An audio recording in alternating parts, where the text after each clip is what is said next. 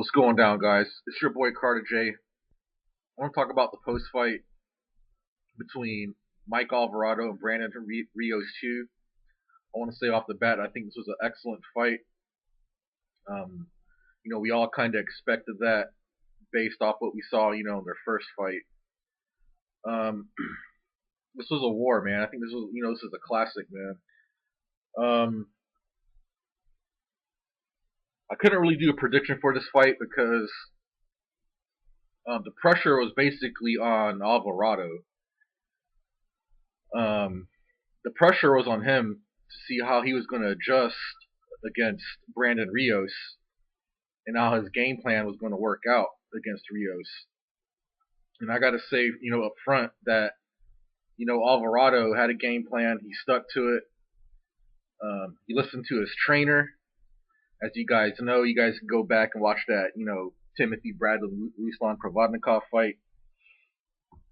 When you don't listen to your trainer and you try to do things, your way, you have to learn the hard way. As we saw, what happened with Timothy Bradley. But when we saw Alvarado, stick to his game plan by using footwork to move around the ring, not going, toe to toe and with, Rios, it paid off for him because he became victorious. And I give him full credit. Also give a lot of props to Brandon Rios in this fight, man. This guy took a lot of shots, man, and he wouldn't go down for nothing, man. I was pretty impressed by Rios. I'm not gonna lie.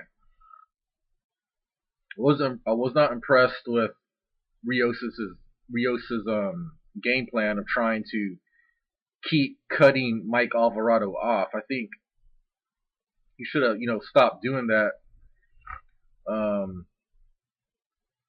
Mike Alvarado kept using the footwork to dance circles around him, and that's pretty much what led to Alvarado being victorious to simply outbox Rios in this fight rather than going toe to toe in the first fight. Then one thing I noticed about Rios was that I thought that he had a very good jab in this fight and he wasn't using it enough. When he stopped using his jab, I was like, damn, come on, Rios, man, you got this, man.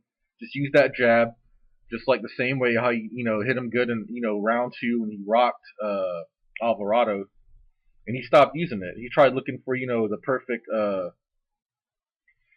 perfect hooks, perfect uppercuts. I mean, there's nothing wrong with that, but at the end of the day, I wanted to see him use that jab effectively more. Rios didn't really look that much different from the first fight and this fight. He came forward as I expected him to. Try to keep cutting Alvarado off the ring, which didn't really work out because Alvarado kept moving around, which was smart, I thought. Alvarado had a game plan and he stuck to it, And when it comes to adjusting, Brandon Rios, he don't have it, man. And if I tell you guys what, if they go to a third fight, which I think they will, I think Alvarado will win it unless Rios is really going to seriously have to do some adjustments in that fight. Now, I'm gonna be completely honest with you guys. I'm not like in a huge rush to watch this third fight. It's not that I don't want to watch a third fight between these guys. I think that these guys do fight very well, and they do provide a very entertaining fight. But if you guys go back and look at the trilogy between Marquez and Pacquiao, they had 4 damn fights, but they didn't fight each other, one fight after the other. I mean, their first fight was 2004, and then their next fight was 2008, and then their third fight was a year later, and then the fourth fight is obviously a year later. So it's not like I'm in a huge rush to see the rubber match, but I do want to see Brandon Rios get in there with some big names, man. I think Brandon Rios, and even Mike Alvarado too, man. I think these guys need to get their names up there with the bigger names in the sport at 140 pounds.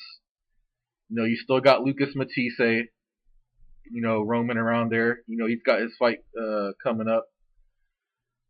You still got Danny Garcia, and he has a fight coming up with Zab Judah. We'll see how that goes. How that goes down. I mean, 140 is just so stacked right now. I think you still even got Marcos Maidana up in there. Um, I just, I still want to see this fight between Brandon Rios and Adrian Broner, man. I think that would be a hell of a fight. Or even, Brandon Rios and like Ruslan Provodnikov. I think that'd be a hell of a fight, man. I just want to see these guys get in there with some bigger competition. And I think it would be better if they build up, this third fight rather than, just trying to rush it, man. Because if you guys honestly really think about it, if Brandon Rios goes into this third fight with Alvarado and he don't adjust and he takes a loss, that's really going to put a damper in his career, man. Because he's going to have 2 losses back to back. And I mean, assuming that Alvarado wins, the third fight, depending on how he beats him, if he makes it look convincingly, because I honestly think that Alvarado won this fight convincingly. A little more than what the judges had it. But I would hate to see Brandon Rios, just rush to get in there with a third fight and he takes a loss and now he can't, compete with the bigger names at 140. I would just really, really hate to see that. So that's pretty much my thoughts on it. I just want to see these guys get in there with some bigger names. I mean, hopefully, it could happen, man. But we'll just have to wait and see, I guess. Let me know what you guys thought of the fight. How it played out. Was it to your expectations or not? It's your boy Carter J.